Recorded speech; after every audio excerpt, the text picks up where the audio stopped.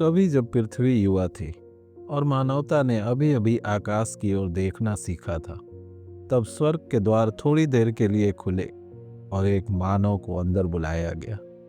उसका नाम था हनोक। बहुत सी किताबें समय के साथ खो जाती हैं, बहुत सी किताबों पर ताला जड़ दिया जाता है और कुछ किताबें ऐसी भी होती हैं जिन्हें सबसे छुपा कर रखा जाता है। ऐसी ही एक किताब जो खोकर भी लौट आई, क्योंकि उसमें केवल शब्द नहीं थे बल्कि एक गुप्त रहस्य था।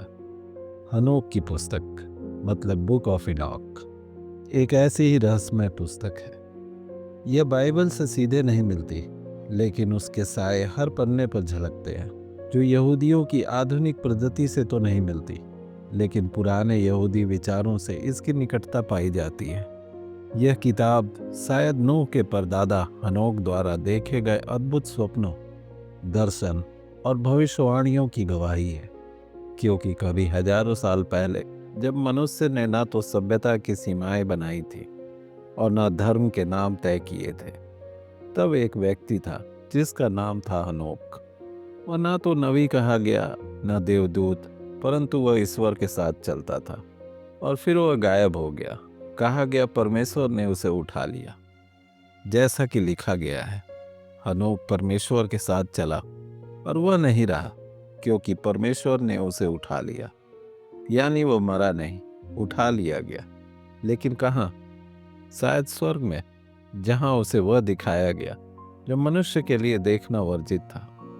1973 में स्कॉटलैंड के यात्री जेम्स ब्रूस जब इथोपिया पहुंचे तो उन्हें वहां एक प्राचीन भाषा में लिखी गई एक किताब मिली। वह थी बुक ऑफ इनॉक। 300 सालों तक यह किताब यूरोप में अज्ञात रही, जब तक कि यह एक बार फिर से प्रकट नहीं हुई। लेकिन असली चमत्कार 1948 में हुआ, जब डेड सी के किनारे कुमरान के गुफाओं में हजारों साल पुराने स्क्रॉल मिले, जिसमें बुक ऑफ इनॉक के अंश भी थे, जो आरामी भाषा में लिखे हुए थे।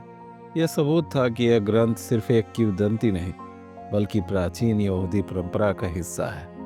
बुक ऑफ इनॉक को कई भागों में बांटा गया है, जिसमें उसका पहला भाग है द बुक ऑफ वॉचर्स, जो कि सबसे रहस्यमयी है। इसमें बताया गया है कि कुछ स्वर्गदूत, जिन्हें वॉचर्स कहा गया, धरती पर उतरे और मानव स्त्रियों से प्रेम करने लगे और उन्होंने उनसे संबंध बनाया।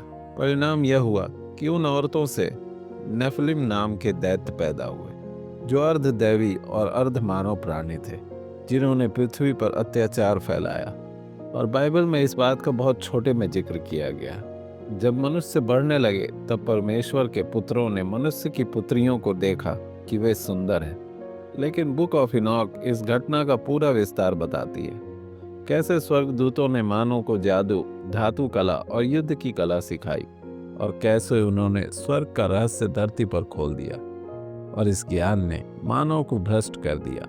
और जब पृथ्वी नेफिलिम के अत्याचारों से भर गई, तो परमेश्वर ने महादूतों को भेजा, जिनके नाम मिकाएल, गैब्रियल, रफाएल और उरियल थे। उन्होंने उन गिरे हुए स्वर्गदूतों को बांधा और उन्हें गहराई में कैद कर दिया, जब तक कि जजमेंट डे का दिन न आ जाए।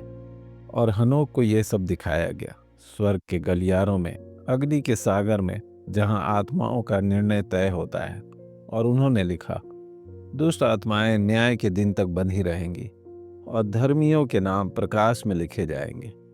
जबकि बुक ऑफ इनॉक के दूसरे भाग में द एस्ट्रोनॉमिकल बुक हनोक को सूर्य, चांद और तारों के मार्ग दिखाएगा।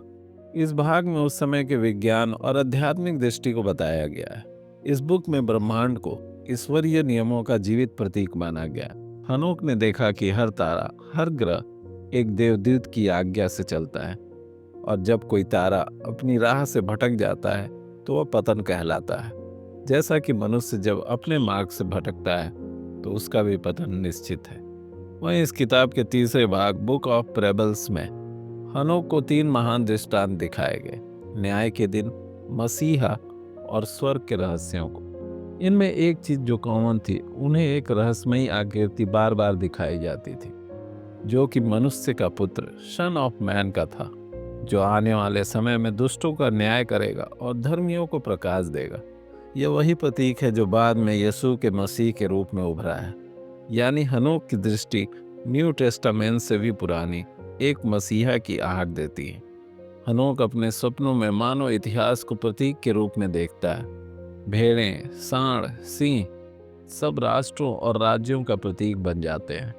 वह एक महान बाढ़ को भी देखता है जो नूह की बाढ़ का संकेत है। वह साम्राज्यों के उठने और गिरने की झलक पाता है। यहाँ हनोक केवल भविष्यवक्ता नहीं है बल्कि एक कॉस्मिक साक्षी बन जाता है। और अंतिम भाग एपिस्टल ऑफ इनोक में वह मानवता को चेतावनी देता है। वह लिखता है, धार्मिक जीवित रहेंगे और उनका प्रकाश कभी नहीं बुझेगा, पर जो अंधकार चुनेंगे वह अपने ही कर्मों की जंजीर में बंधेंगे। यह केवल धर्म का संदेश नहीं था बल्कि आत्मा के विकास का दर्शन था। हनोक ने आगे लिखा, हर आत्मा अपने कर्म से प्रकाश या अंधकार चुनती है। बाइबल और बुक ऑफ इनोक में जो समानताएं हैं वह दोनों के पाप, दंड और उद्धार का स्वर है। लेकिन दोनों किताबों में जो फर्क है वह स्वर्गदूतों की राजनीति तक जाती है। यह दिखाती है कि नैतिक पतन केवल मनुष्यों का नहीं, स्वर्ग के जीवों का भी हो सकता है। यही विचार बाद में यहूदी रहस्यवाद, कबाला और ईसाई अपोक्लैपिस की जड़ बना। 2020 के बाद शोधकर्ताओं ने कुमरान स्क्रॉलों को एआई और रेडियो कार्बन विश्लेषण से भी जांचा, जिसका परिणाम यह निकला कि यह ग्रंथ उतना ही प्राचीन है जितना कुछ पुराने बाइबलियन लेख, और कुछ तो इससे भी पुराने हो सकते हैं। इससे स्पष्ट हुआ कि बुक ऑफ इनोक सिर्फ कल्पना नहीं बल्कि प्राचीन यहूदी रहस्य परंपरा का दस्तावेज है। वहीं आधुनिक सदी में कई लोग बुक ऑफ इनोक को गुप्त संगठनों, इल्यूमिनाती या एंशिएंट ब्रदर से जोड़ते हैं, पर इतिहास हमें बताता है कि यह संबंध प्रत्यक्ष नहीं, प्रतीकात्मक है। कुछ गूढ़ विचारधाराओं ने इस पुस्तक के प्रतीकों को जरूर अपनाया है, जैसे गिरते हुए स्वर्गदूत या ज्ञान का निषिद्ध फल को अपनी आत्मिक व्याख्याओं में अपनाया, पर इसका कोई ऐतिहासिक प्रमाण नहीं मिलता कि कोई वैश्विक संगठन इसे गुप्त शक्ति पुस्तक मानती थी। असल में यह पुस्तक शक्ति नहीं सिखाती बल्कि जिम्मेदारी सिखाती है कि ज्ञान तभी पवित्र है जब वह संतुलन में हो। आज इथोपियाई ऑर्थोडॉक्स चर्च अब भी इसे पवित्र मानता है।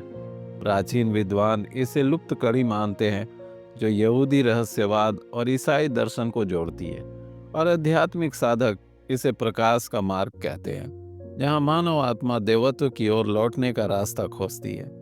इसलिए हनोक ने लिखा, मैंने देखा और मैंने लिखा और मैंने गवाही दी उस प्रकाश की जो अंधकार के पार है।